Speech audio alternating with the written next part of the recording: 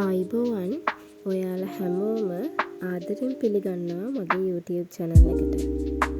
අද අපි රසමරස biscuit pudding එකක් හදමුද? එන්නකො එහෙනම් අවශ්‍ය ද්‍රව්‍ය මොනවද බලන්න. Marie biscuit, cocoa powder, butter, icing sugar, කිරි කෝප්ප 2ක්. අපි මුලින්ම චොක්ලට් ටික ඩබල් බොයිල් ක්‍රමයට මෙල්ට් කරගමු. මේ විදිහට උණු වතුර භාජනයක තියලා චොක්ලට් ටික මෙල්ට් කරගන්න පුළුවන්. එහෙම නැත්නම් මයික්‍රෝවේව් oven එකක තියලා හරි ඔයාලට චොක්ලට් ටික මෙල්ට් කරගන්න පුළුවන්. මේ විදිහට හොඳට චොක්ලට් ටික දිය වෙන්න ඕනේ. දැන් අපි චොක්ලට් අයිසිං එක හදා ගන්න ඕනේ. අයිසිං sugar සහ බටර් ටික එකතු කරලා හොඳින් බීට් කරගන්න ඕනේ. හොඳ ක්‍රීම් එකක් වෙන්න බීට් වෙන්න ඕනේ.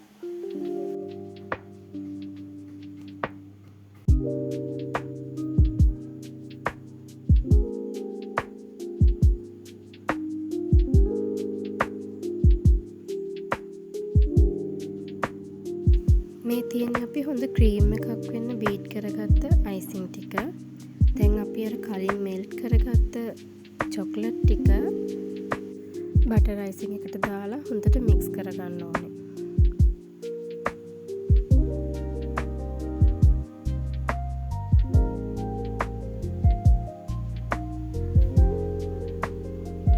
දැන් කොකෝ පවුඩර් මේස හැඳි දෙකත් අයිසිං එකට මික්ස් කරගන්න ඕනේ.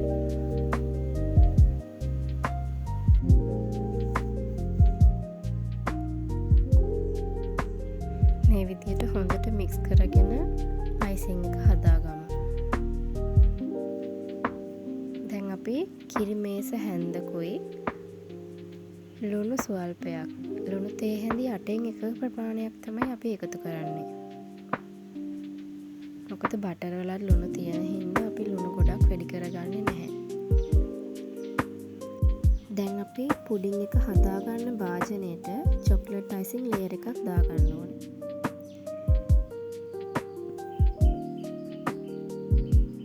මේ විදිහට අයිසිං එක ගාගත්තට පස්සේ මාරි බිස්කට් එකින් එක කිරිවල පොඟවලා අපි ගාගත්ත අයිසිං ලේයර් එක උඩින් අතුර ගන්න ඕනේ.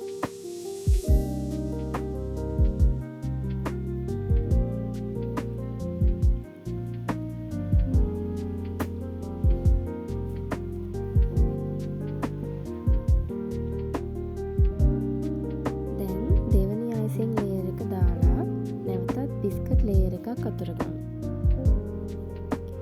මේ විදිහට ලේයර් 2-3ක් අතුර ගත්තට පස්සේ අන්තිමට අපි උඩටම අයිසිං ලේයර් එක දාලා බිස්කට් ටික කවර් කරගන්න ඕනේ.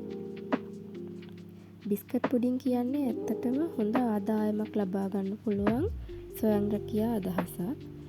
ස්වයං රැකියාවක් විදිහට කරනවා නම් එක සයිස් වලින් ඔයාලට පුළුවන් කප් අරගෙන ඒවට හදලා ඔයාටයි ඔයාගේ කස්ටමර්ස්ලටයි සාධාරණ මුදලකට අලෙවි කරන්න පුළුවන්.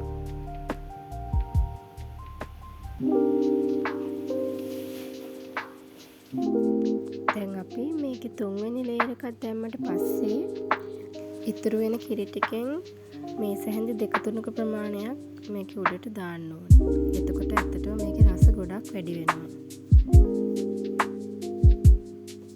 දැන් මේ 3 වෙනි බිස්කට් ලේයර් එකක් දැම්මට පස්සේ අර කිරි ටිකක් මං උඩින් දාලා තියෙන්නේ මේකට. ඊට පස්සේ අපේ ආසන්න අයිසිං ලේයර් එක දාලා ඒකට උඩින් මං දිය කරගත්ත චොක්ලට් ටිකක් දානවා. එතකොට තවත් රස වැඩි වෙනවා.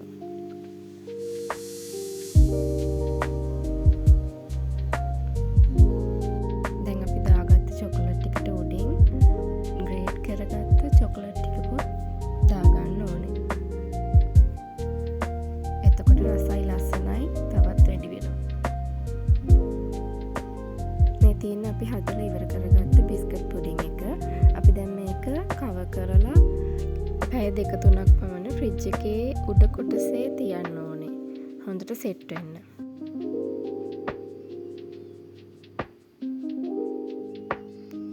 දැන් මේ තියෙන්නේ පැය 2-3කට පස්සේ අපේ බිස්කට් පුඩින් එක හොඳට සෙට් වෙලා තියෙන්නේ. මම මේකේ රසයි ලස්සනයි තවත් වැඩි කරගන්න කජු ටිකකුත් උඩින් දානවා.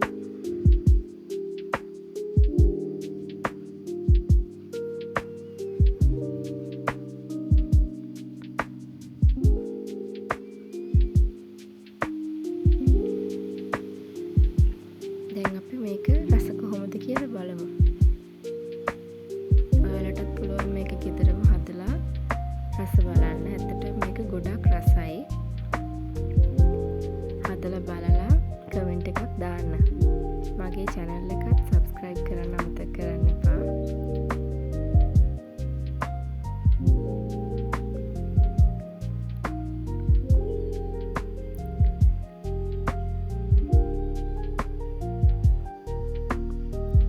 මේ තියෙන්නේ අපි හදාගත්ත රස බිස්කට් පුඩින් එක. ඇත්තට මේක හරිම රසයි. තවත් මේ වගේ රසවත් වීඩියෝ එකක් අරගෙන ඉක්මනට වෙන්නම්. ස්තුතියි හැමෝටම ආදරේ.